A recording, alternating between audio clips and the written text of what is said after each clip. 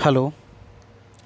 कल हमने पढ़ा था बंधुत्व, जाति तथा वर्ग और आरंभिक समाज का फर्स्ट चैप्टर, थर्ड चैप्टर का पार्ट 1 था। ये पार्ट 2 है। तो इसमें हम पढ़ेंगे, कल हमने छोड़ दिया था कि माताएं महत्वपूर्ण थी, तो आज हम इनके बारे में पढ़ेंगे। सातवाहन राजाओं का नाम माताओं के नाम से शुरू होता था। इससे पता चलता है कि माताएं महत्वपूर्ण थी। सातवाहन राजा, जैसे कल भी मैंने आपको बताया था कि सातवाहन राजा जो की रानियां हैं, वो अपने नाम के साथ अपने पिता का गोत्र लगाती थी। यानी पहले क्या था, समाज में क्या होता था, दूसरी जगह पर जो लड़कियां थी वो अपने पिता का गोत्र छोड़ करके शादी के बाद पति का गोत्र लगाती थी। परंतु सातवाहन में उल्टा था, वो अपने पिता का ही गोत्र अपने साथ लगाती थी। तो उस समय सातवाहन राजाओं में बहुत इम्पोर्टेंट है कि वहाँ पर जो माताएं थी वो बहुत महत्वपूर्ण हुआ करती थी। नेक्स्ट आता है सामाजिक विषमताएं। सामाजिक विषमताएं, वर्ण व्यवस्था उस समय लागू हो चुकी थी। वर्ण व्यवस्था क्या होती है? वर्ण होते हैं 4। कौन से? अक्षत्रिय, ब्राह्मण, वैश्य और शूद्र। 4 वर्ण होते हैं। इनके क्या कार्य होते हैं? ब्राह्मण का यज्ञ हवन और शिक्षा प्रदान करना, अक्षत्रिय का लोगों की रक्षा करना और राज करना, वैश्य का व्यापार करना, और शूद्र का इन तीनों की सेवा करना ही शूद्र का कार्य होता है। ब्राह्मण इसे दैविक व्यवस्था मानते थे। ब्राह्मणों का कहना था कि ये देवताओं की देन है, जो वर्ण व्यवस्था है वो देवताओं ने बनाई है। इनके कार्य भी विभाजित थे, कार्य आपस में बटे हुए थे, अलग अलग कार्य होते थे। इन नियमों का पालन करवाने के लिए ब्राह्मणों ने कुछ नियम बनाए। इनको वर्ण व्यवस्था को और सख्ती से लागू करने के लिए ब्राह्मणों ने कुछ नियम बनाए थे कि एक तो ये क्या था, वर्ण व्यवस्था ईश्वरीय देन है कि भाई वर्ण व्यवस्था जो है वो आदमी ने नहीं बनाई, वो ईश्वर ने बनाई हुई है। शासकों को प्रेरित करना वर्ण व्यवस्था को लागू करवाएं। उस समय क्या था, शासक जो है बड़ी शक्तिशाली होते थे। तो ब्राह्मणों ने कहा भाई आप इसको लागू करवाओ समाज के अंदर कि वर्ण व्यवस्था बहुत ज़रूरी है। जनता को यकीन दिलाना कि उनकी प्रतिष्ठा जन्म पर आधारित है, कि भाई जन्म पर आधारित, यानी जन्म जिस कुल में, जिस वर्ण में उनका जन्म हुआ है वो उसी वर्ण के लिए बने हैं और उसी के लिए उन्होंने कार्य करना, वो उस वर्ण से निकल के नहीं जा सकते हैं। नेक्स्ट आता है जाति। जहाँ केवल 4 वर्ण थे वहाँ पर जातियाँ बहुत सारी थी। 4 वर्ण थे, ब्राह्मण, क्षत्रिय, वैश्य, शूद्र, 4 वर्ण थे। इसके अलावा जो इन जातियों में समाहित नहीं होते थे, वो इन वर्णों में समाहित नहीं होते थे, वो अलग से जातियों में थे। जो क्या थे? एक निषाद, श्रवणकार। निषाद क्या होते हैं? निषाद होते हैं जो जंगलों में रहते हैं, कंद मूल खा करके गुजारा करते हैं, शिकारी, उसको हम क्या बोलते हैं? निषाद। श्रवणकार होते हैं सोने का काम करने वाले, जैसे सुनार। ठीक है। जातियाँ कर्म के अनुसार बनती थी कि भाई जो जातियाँ कर्म के अनुसार बनती थी, जो कार्य करता रह गया वो उस जातियों में ही लगा रह गया। कुछ लोग दूसरी जीविका भी अपना लेते थे। ऐसा कुछ अपवाद है, लेकिन ऐसी ज़्यादा अनुमति थी नहीं। लेकिन कुछ लोग जो है वर्ण को छोड़ करके अपना कोई दूसरा कार्य कर सकते थे इन अपने गुजारे के लिए।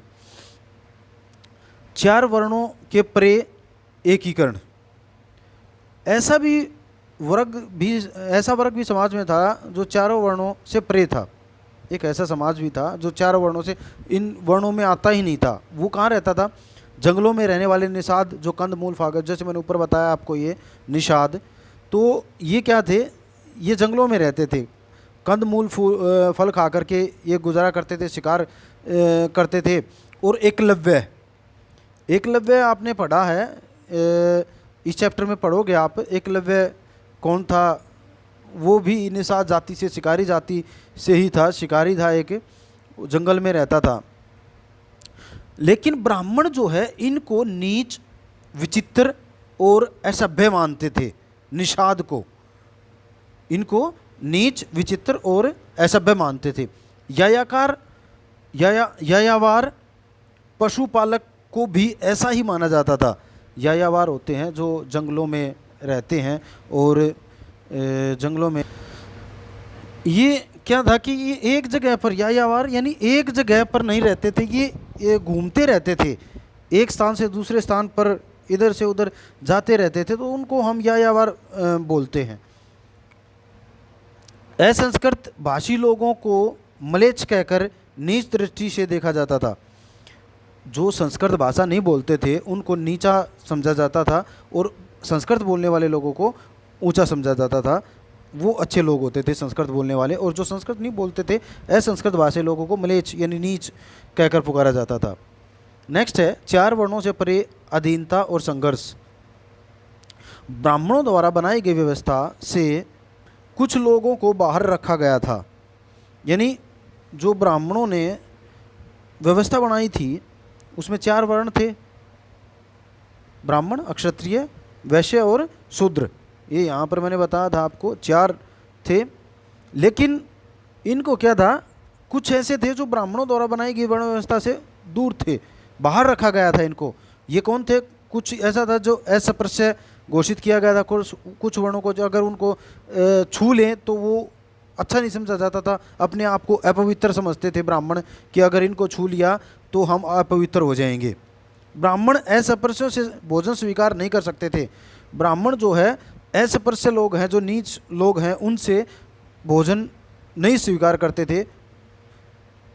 कुछ काम दूषित माने जाते थे, कुछ ऐसे काम थे जो दूषित माने जाते थे, जैसे चांडाल ही काम, वो जैसे शवों का दाह संस्कार करना, उनको दबाना, इस प्रकार के जो कार्य थे वो दूषित समझे जाते थे। प्रत्येक आदमी इन कार्यों को नहीं करता था, इनमें इनको चांडाल करते थे। चांडाल एक निम्न श्रेणी का माना जाता है। जो सबसे निम्न श्रेणी है वो किसकी है? चांडालों की है, जो गांव से बाहर रहते थे। ये चांडालों को छूना और देखना भी पाप समझते थे लोग। अगर किसी ने इनको देख लिया तो भी पाप समझा जाता था उस समय। चांडालों को देखना, छूना तो बहुत दूर की बात है, देखना ही पाप समझा जाता था। मनुस्मृति के अनुसार चांडालों के कर्तव्य, मनुस्मृति के अनुसार चांडालों के कर्तव्य क्या क्या कार्य थे? एक तो वो गांव से बाहर रहते थे, मृतकों के आभूषण एवं कपड़े पहनते थे। गांव से बाहर रहना और मृतकों और आभूषण और कपड़े पहनना मृतकों के, और फेंके हुए जो लोग बर्तन फेंक देते थे उनको वो इस्तेमाल करते थे। वैसे बर्तनों को इस्तेमाल करने की आज्ञा नहीं थी। गांव में रात को गांव और नगरों में चलने की मनाही थी। भाई गांव में वो रात को नहीं आ सकते थे। अगर वो गांव के अंदर आते हैं तो करताल बजाते हुए, यानी शोरगुल करते हुए गांव के अंदर आएंगे, और ताकि दूसरे लोग उनको देख ना सकें, पता चल जाए भाई चंडाल लोग आ रहे हैं, आप घरों के अंदर चले जाओ। ब्राह्मण और दूसरे लोग भी ऐसा समझते थे कि अगर हमने उनको देख लिया, ये देखिए कि देखना ही किसी एक आदमी को उस समय अपने आप को अपवित्र मान लिया जाता था, कि मैंने अगर चांडाल को देख लिया तो मैं अपवित्र हो गया हूँ। ऐसी धारणा थी उस समय। क्या हमेशा क्षत्रिय राजा होते थे? भाई उस समय जो है क्या हमेशा ऐसा होता था? नहीं। इतिहास इस बात का गवाह है कि अक्षत्रिय राजा हर बार नहीं हुए हैं। इतिहास इस बात के बहुत से स्रोत हैं। मौर्य वंश, चंद्रगुप्त मौर्य भी अक्षत्रिय वंश से नहीं थे। बौद्ध ग्रंथ उनको अक्षत्रिय मानते, लेकिन ब्राह्मण कहते हैं कि वो अक्षत्रिय नहीं थे। वो कहते हैं कि वो मयूर पालते थे, वहाँ से ये मौर्य शब्द आया है। मयूर पालने वाले ही मौर्य कहलाए थे। तो ये मौर्य वंश, चंद्रगुप्त मौर्य इसका जिसका शासक था, नंद वंश का, धनानंद का हरा करके मौर्य वंश की स्थापना की थी। उसके बाद है शुंग और कणों। ब्राह्मण राजा भी नहीं, ये भी ब्राह्मण राजा थे, अक्षत्रिय ये भी नहीं थे। लेकिन धर्मशास्त्रों और धर्म ग्रंथों में तो ये लिखा हुआ है कि अक्षत्रिय राजा बन सकता है। उसके बाद शक जो मध्य एशिया से आए थे वो भी अक्षत्रिय नहीं थे, वो भी राजा बने। राजा कोई भी बन सकता था, ज़रूरी नहीं कि वो क्षत्रिय हो। राजा कोई भी बन सकता था। उसके पास क्या होना चाहिए? ताकत होनी चाहिए, पावर होनी चाहिए, और और समर्थन होना चाहिए, लोगों का समर्थन मिलना चाहिए उसको, और ताकत होनी चाहिए। आज भी यही है भाई, जिसके पास पैसा है उसी के पास पावर है। ठीक है। शक राजा रुद्रादमन ने सुदर्शन सरोवर, ये सुदर्शन सरोवर, ये झील है एक, सरोवर है एक, इसका निर्माण किसने करवाया था? शक राजा रुद्रादमन ने। एक नंबर का क्वेश्चन आ जाता है ये कि सुदर्शन झील या सुदर्शन सरोवर का निर्माण किसने करवाया था? तो रुद्रादमन ने। सातवाहन राजा गौतमी पुत्र श्री सातकर्णी ने खुद को उच्च कुल का ब्राह्मण बताया है। देखो, सातवाहन राजा गौतमी ने, ये गौतमी इसकी माँ का नाम है, ये मैंने बताया था कि सातवाहन राजा जो है वो अपने माता के नाम को इस्तेमाल करते थे। सातवाहन राजा ने राजा हुआ और ये ब्राह्मण था, लेकिन अपने आप को उच्च कुल का बताया था इसने। भाई अक्षत्रिय तो था नहीं, लेकिन फिर भी राजा बनाइए। अक्षत्रियों के गर्व का हनन करने वाला बताया कि भाई हम अक्षत्रियों के गर्व का हनन करते, यानी उनको चोट पहुंचाते हैं, हार्म पहुंचाते हैं और उनको नष्ट करते हैं। ब्राह्मणों ने ऐसा कहा था ये सातवाहन। वर्ण व्यवस्था का उल्लंघन, भाई अब वर्ण व्यवस्था का उल्लंघन, क्या वर्ण व्यवस्था का उल्लंघन हुआ था? तो बिल्कुल हुआ था, जैसे हमने पढ़ा है अभी। सातवाहन खुद को ब्राह्मण बताते थे, लेकिन राजा क्षत्रिय होना चाहिए। हमने तो धर्म ग्रंथों में और सभी में यही पढ़ा था कि राजा कौन होना चाहिए? अक्षत्रिय होना चाहिए। लेकिन सातवाहन राजा अक्षत्रिय नहीं थे, मौर्य अक्षत्रिय नहीं था, सुंग अक्षत्रिय नहीं थे, शक अक्षत्रिय नहीं थे, काणु अक्षत्रिय नहीं थे। तो ये क्या थे? ये दूसरी जाति से संबंध रखते थे। तो ये क्या हुआ? वर्ण व्यवस्था का उल्लंघन हुआ। सातवाहनों ने भी उल्लंघन किया। फिर सातवाहनों ने तो एक और भी किया उल्लंघन कि ये अपने ही गोत्र में विवाह करते थे, जबकि धर्म ग्रंथों में क्या लिखा हुआ है कि विवाह जो है वो दूसरे गोत्र में होना चाहिए, अपने गोत्र में नहीं होना चाहिए, जबकि विवाह दूसरे गोत्र में होना चाहिए। संसाधन एवं, नेक्स्ट आता है संसाधन एवं प्रतिष्ठा। आर्थिक संबंधों के अध्ययन से पता चलता है कि दास, भूमिहीन, खेती हर मजदूर, मछुआरे, पशुपालक, कृषक, मुखिया, शिकारी, शिल्पकार, वाणिक, ये जो भी होते थे, यानी मछुआरे, पशुपालक, कृषक, मुखिया, शिकारी, ये जो भी होते थे, इन सब का इस बात पर निर्भर करता है कि उनके पास संपत्ति कितनी है। क्या है? उनके पास संपत्ति कितनी है। आज भी यही है, चाहे कोई किसी भी जाति वर्ण से संबंधित है, उनके पास यही देखा जाता है कि उनके पास संपत्ति कितनी है। यानी सामाजिक स्थान इस बात पर निर्भर करता है कि उनका आर्थिक संसाधनों पर उनका नियंत्रण कैसे है, कितना है। आज भी यही है, संसाधनों पर जिनका नियंत्रण है वही प्रतिष्ठित लोग हैं।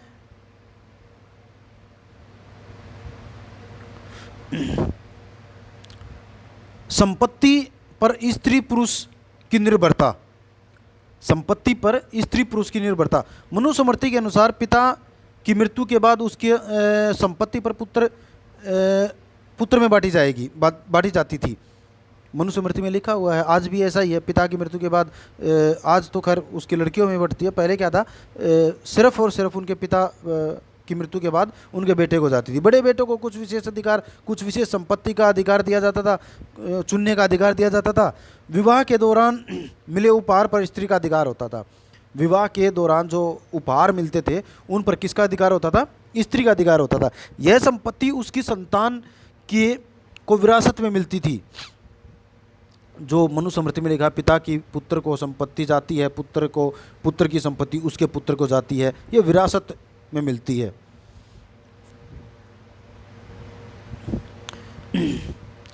पति का उस पर अधिकार नहीं था।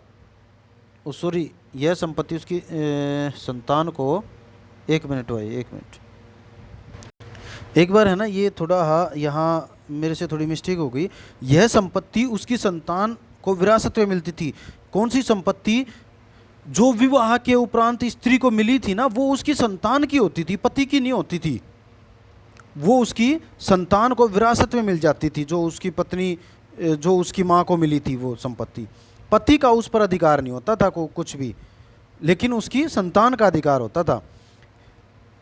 स्त्री पति की आज्ञा के बिना गुप्त धन का संचय नहीं कर सकती थी, यानी बिना पति की आज्ञा के कुछ भी पैसे वो स्टोर करके नहीं रख सकती थी बिना पति की आज्ञा के। जैसे स्त्रियां रख लेती हैं, कुछ पैसे जोड़ लेती हैं थोड़ा थोड़ा इकट्ठा करके, लेकिन नहीं, ऐसा पति की आज्ञा के बिना, पति की आज्ञा लेकर के रख सकती थी, लेकिन पति की आज्ञा के बिना नहीं। उच्च वर्ग की औरतें संसाधनों पर अधिकार रखती थी। जो उच्च वर्ग की औरतें थी उनका संसाधनों पर, भूमि पर, सभी पर अधिकार होता था उनका। तो वर्ण एवं संपत्ति के अधिकार। शूद्र के लिए एक जीविका थी, सिर्फ सेवा करना। शूद्र के लिए और कोई संपत्ति नहीं थी, उसके लिए एक जीविका थी कि तीनों वर्णों की सेवा करना। लेकिन उच्च वर्ण के पुरुषों के लिए अधिक संभावना थी। उच्च वर्ण के उनके लिए तो अलग अलग चीज़ें थी, अलग अलग संभावनाएं थी। जैसे ब्राह्मण, क्षत्रिय और वैश्य के लिए मतलब संभावनाएं थी बहुत सारे वर्गों में जाने की, बहुत सारे कार्य करने की। लेकिन शूद्रों के लिए सिर्फ इन तीनों वर्णों की सेवा करना, साफ सफाई करना, यही कार्य होता था इनका। ब्राह्मण और क्षत्रिय धनी व्यक्ति होते थे। ब्राह्मण और क्षत्रिय दोनों धनी व्यक्ति होते थे, लेकिन कहीं कहीं पर ब्राह्मणों को कुछ दरिद्र भी दिखाया गया है। ऐसा धर्म ग्रंथों में भी और कई जगह, कहीं इतिहास में पढ़ने को मिलता है कि ब्राह्मण गरीब भी होते थे। बौद्धों ने ब्राह्मणीय व्यवस्था की आलोचना की है। बौद्ध जो हैं वो, बौद्ध धर्म ने जो ब्राह्मणीय वर्ण व्यवस्था बनाई है, 4 वर्ण जो बनाए हैं, उनकी आलोचना की है कि भाई ये गलत बनाए गए हैं। बौद्धों ने जन्म के आधार पर सामाजिक प्रतिष्ठा को स्वीकार नहीं किया, क्योंकि ब्राह्मणों ने क्या बनाया था कि जन्म के आधार पर जो अगर अक्षत्रिय कुल में जन्म लेता है तो वो अक्षत्रिय है, जो ब्राह्मण उसमें जन्म लेता है, जो अगर कोई ब्राह्मण कुल में जन्म लेता है तो ब्राह्मण है, वैश्य में जन्म लेता है तो वैश्य है, और शूद्र में जन्म लेता है शूद्र है। लेकिन बौद्धों ने इसको, जो सामाजिक प्रतिष्ठा को स्वीकार नहीं किया है, जो जन्म के आधार पर थी ये, इसको स्वीकार नहीं किया। साहित्यिक स्रोतों का इस्तेमाल। किसी भी इतिहास का विश्लेषण करते समय इतिहासकार कई पहलुओं का ध्यान में रखते हैं। भाई जब भी कोई इतिहास लिखा जाता है, कोई पढ़ा जाता है, या कोई विश्लेषण जब किसी भी इतिहास का होता है, तो बहुत कई चीज़ें हैं जो ध्यान में रखी जाती हैं। सबसे पहले भाषा। भाई भाषा साधारण थी या विशेष थी, कि किस भाषा में वो लिखा गया है। विशेष भाषा बोलते थे जो भी लिखा गया है। विशेष का मतलब संस्कृत भाषा से है यहाँ पर, ठीक है, क्योंकि संस्कृत भाषा को बोलने वाले ही सर्वोच्च या उच्च वर्ग के लोग माने जाते थे, श्रेष्ठ माने जाते थे। ग्रंथ का प्रकार, किस प्रकार का ग्रंथ है, मंत्र हैं या कथा है, क्योंकि जैसे महाभारत है, महाभारत में मंत्र भी हैं, कथा भी है, दोनों चीज़ें हैं उसके अंदर, ठीक है। तो ये भी देखा जाता है कि वो मंत्रों का है या कथा का है, किस प्रकार से है। लेखक के विषय में भाई अब ये भी देखा जाता है जिसने वो चीज़ लिखी है वो है कौन आदमी, लिखने वाला। भाई एक तो पहले क्या होता था, जो राजा थे वो अपने आप में अपने पास कवि या लेखक रखते थे, और अपनी जो मान बढ़ाई और अपनी प्रतिष्ठा के लिए अपने बारे में अच्छी अच्छी चीज़ें लिखवाते थे। जो उसके दरबार में रहेगा कवि वो उसकी प्रशंसा ही करेगा, बुराई तो कर नहीं सकता, बुराई करेगा तो दरबार में कौन रखेगा उसको। तो इसलिए ये दृष्टिकोण भी कि लेखक कहाँ किस प्रकार लिखा गया है उसने, भाई राजा का कवि था या दरबारी था या क्या था, वो दृष्टिकोण भी देखा जाता है। श्रोताओं का निरीक्षण, तो इसमें हम श्रोताओं का निरीक्षण यानी उन्होंने जो सुन रहे हैं वो किस प्रकार से सुन रहे हैं, कैसे सुन रहे हैं, वो चीज़।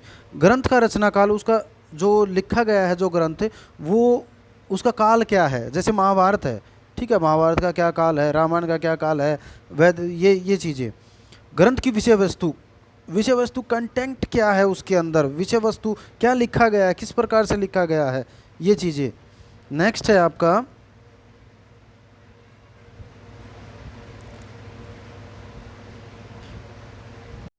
तो अब नेक्स्ट देखेंगे भाषा एवं विषय वस्तु। भाषा में विषय वस्तु ग्रंथ की विषय वस्तु, आख्यान, कहानियाँ। आख्यान क्या होता है? कहानियाँ होती हैं जिसमें कहानियाँ हों, जैसे महाभारत है उसमें कहानियाँ हैं, जैसे कौरव की है, पांडव की है, वो कहानियाँ हैं। फिर उपदेशात्मक या सामाजिक आधार के मापदंड, सामाजिक आधार के मापदंड, यानी उपदेश दिया गया है उसमें या कहानी है, ये हम देखते हैं ग्रंथ की विषय वस्तु के अंदर। जैसे महाभारत है, महाभारत के अंदर उपदेश भी है, ठीक है, उपदेश भी है, स्त्रोत भी है, सॉरी श्लोक भी है, ठीक है, ये सारी चीज़ें हैं उसके अंदर। नेक्स्ट आता है फिर हमारा लेखक एक या कई और तिथियां। भाई जो लेखक है वो एक है या कई हैं, या उसकी तिथियां क्या हैं। जैसे महाभारत है, उसका बहुत लंबे समय तक लिखी गई है महाभारत, बहुत लंबे समय तक। मूल कथा की रचना किसने की थी? भारसारथी ने की थी। कौन था? भारसारथी। उसने रचयिता जो इसके, वैसे हम वेदव्यास भी कहते हैं, लेकिन जो मूल कथा के रचयिता हैं वो कौन है? भारसारथी, जिन्हें सूत कहा जाता था। भारसारथी कौन थे? जिन्हें सूत, जैसे महाभारत में आपने पढ़ा कि सूत पुत्र कर्ण था, ठीक है। तो ये अक्षत्रिय योद्धाओं के साथ युद्ध क्षेत्रों में जाते थे। जब अक्षत्रिय युद्ध करने जाते तो ये साथ में जाते थे उनके युद्ध में। उसके बाद है उनकी जाति में उपलब्धियां, उनकी जाति एवं उपलब्धियों पर कविता लिखते थे।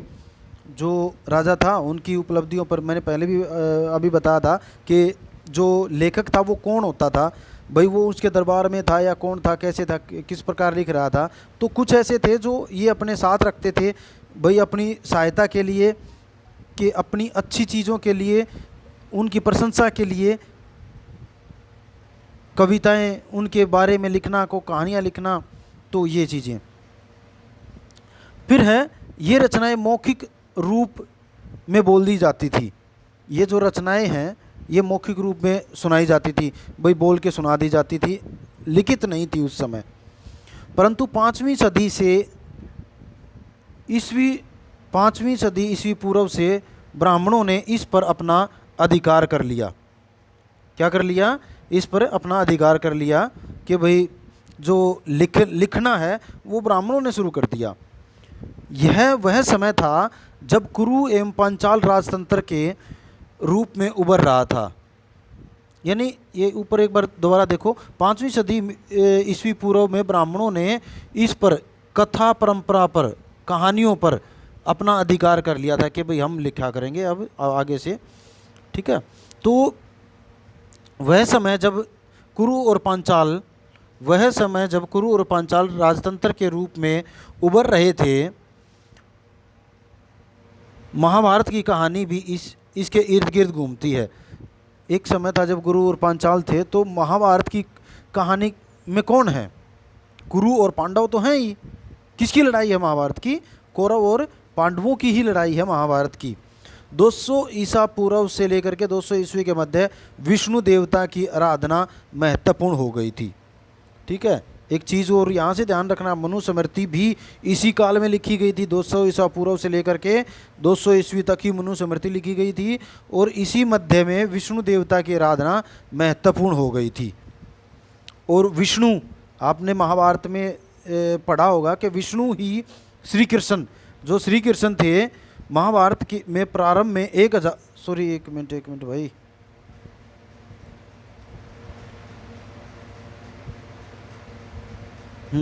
महाकाव्य यहाँ से रह गया था ये, तभी तो कहूँ कुछ छूट गया था। ये जो था ये यहाँ से रह गया था भाई, इसको आगे करते हैं।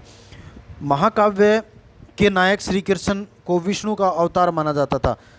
श्री कृष्ण जो है महाभारत में आपने पढ़ा है श्री कृष्ण को, तो उसको क्या माना जाता था? विष्णु का अवतार माना जाता था। 200 ईस्वी से 400 ईस्वी के मध्य मनुस्मृति की इस तरह उपदेशात्मक प्रकरण महाभारत में जोड़े गए।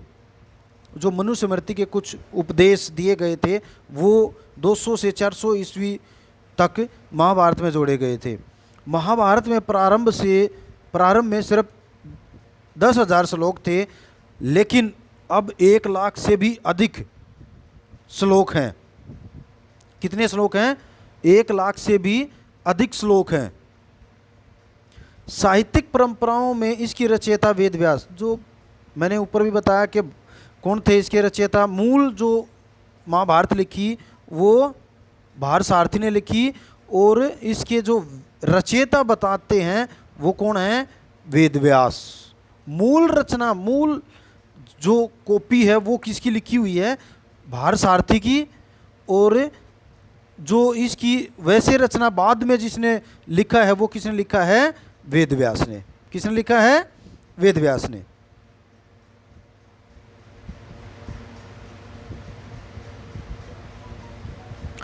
सदृशता की खोज।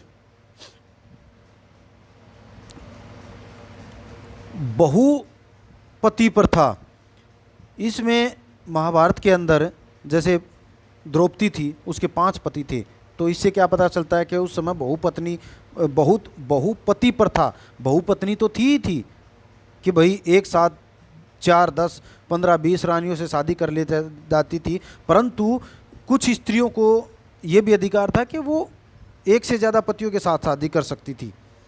परंतु ब्राह्मण के अनुसार यह परंपरा, ब्राह्मणों के अनुसार यह प्रथा अमान्य थी, यानी लेकिन ब्राह्मणों ने ये ऐसी प्रथा को नहीं मानना है, वो गलत मानते हैं ऐसी प्रथा को। लेकिन हमने पढ़ा है कि महाभारत में इस प्रकार की प्रथा थी।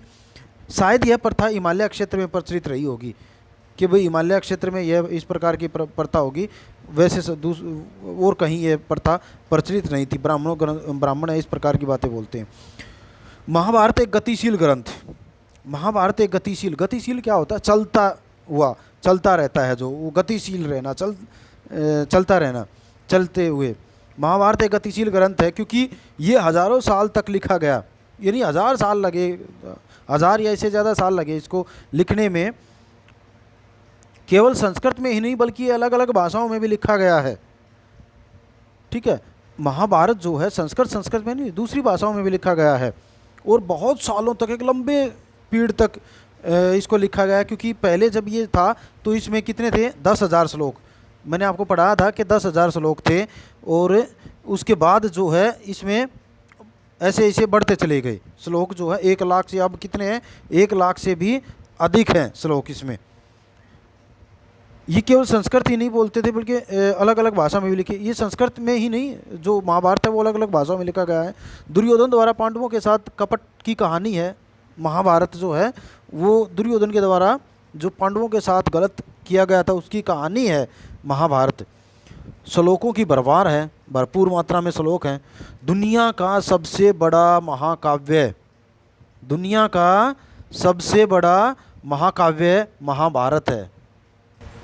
तो ये चैप्टर आपका आज ख़त्म हो गया है, कंप्लीट चैप्टर हो गया है। 2 पार्ट में ही ये ख़त्म कर दिया है, तो इसको पढ़ें अच्छे से और